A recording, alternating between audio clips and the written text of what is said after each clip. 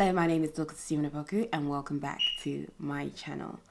On today's video, we are going to explore what exactly is love addiction and are all forms of love the same, and can any form of love actually result in love addiction? We're going to get right into that because I don't think many people discuss the complexities and the nuances of this particular addiction. So love addiction currently isn't actually outlined in the DSM, but under the category of process addictions, it will fall under some remit there. So love addiction isn't a substance addiction, clearly, but it is the incessant need of the presence of the other. It's almost like a relationship in which the dysfunctional behaviors associated with the recurrent fear of abandonment are so strong that individuals who experience love addiction or who battle with love addiction just cannot break from. Now, being in love is intimately tied with a lot of biochemical reactions occurring within the brain. So reactions involving compounds such as dopamine, oxytocin, vasopressin, when we even think about serotonin, which recruit the brain regions known to play a role in the development of trust, the creation of feelings, pleasure, and signaling reward. So what is the motivation that is happening within the brain?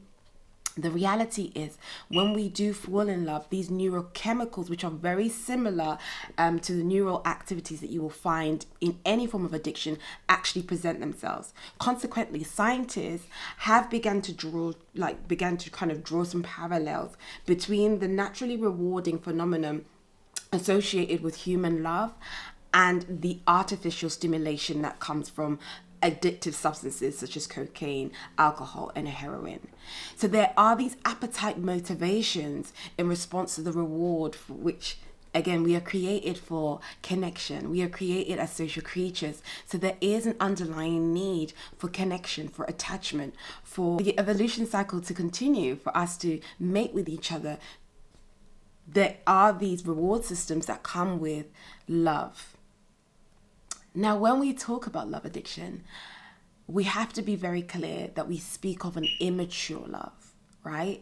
Especially when we talk about love generically over the centuries, through writing, through literature, through poetry, through movies, through film, through media, we refer to this courteous feeling of being under control and just feeling this warmth and fuzz within, and sometimes even like the love of God, and that love is very pure. But what we do forget is that there is another side. There is the passionate force. There is the parts of loving that actually really hurts and has fueled passions of crime.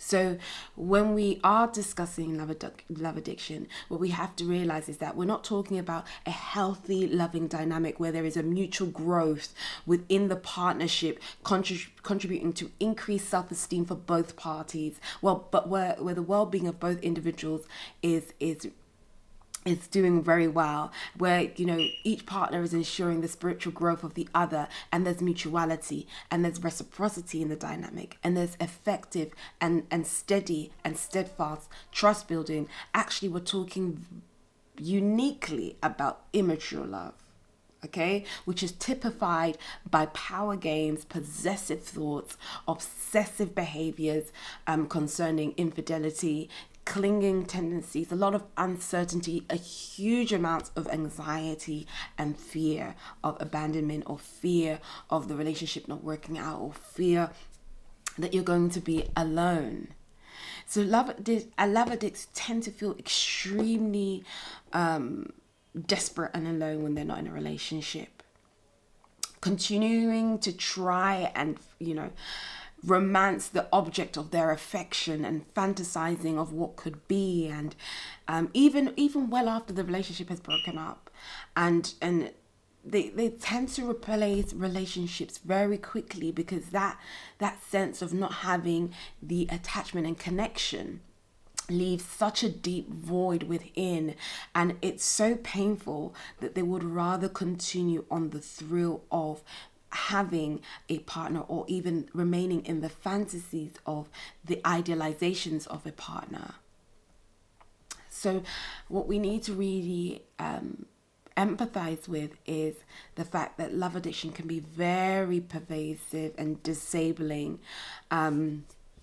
It is a condition whereby it can reach extreme levels where individuals are willing to sustain physical and psychological and all forms of abuse, so that they don't have to so that they can remain in this relationship, so that they can remain feeling like they have someone.